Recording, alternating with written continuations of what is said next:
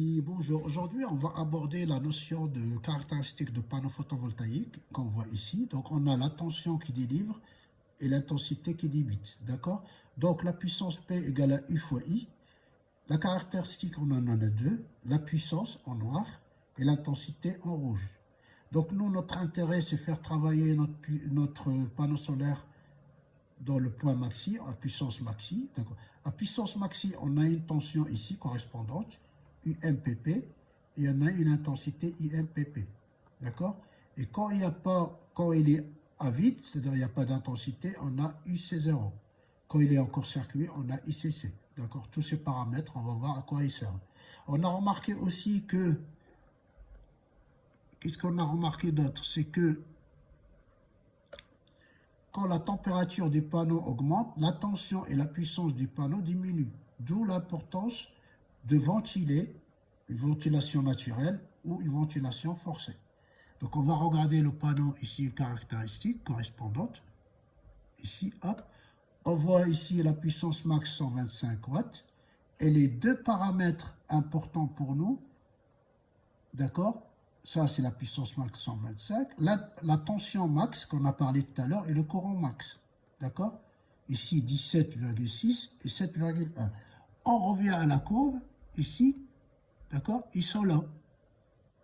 La tension qui correspond à la puissance max et l'intensité correspond à la puissance max. Donc, ici, vous voyez, ces deux valeurs-là,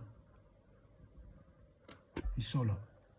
17,6 et 7. Si on fait le produit, on trouve 125. Voilà. Et il y a un autre paramètre aussi qu'il faut tenir compte, c'est le coefficient de température. Température, coefficient of power, 0,5. D'accord? Pour savoir, par rapport, quand la température augmente, on a remarqué que la tension baisse, donc automatiquement la puissance baisse.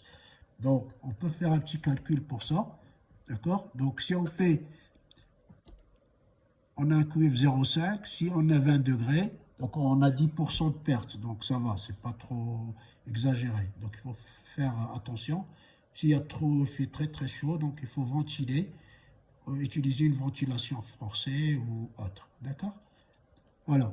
Donc ici, on va lire ce tableau-là, qui est là, hop, pour comprendre. Donc là, on a la puissance qui nous sert pour dimensionner l'installation. C'est là qu'on trouve puissance max. On a la tension qu'on a dit tout à l'heure.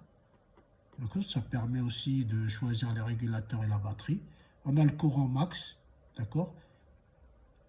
Le courant ici max pour les sections de câbles, courant de court-circuit pour les protections et le fameux coefficient, d'accord?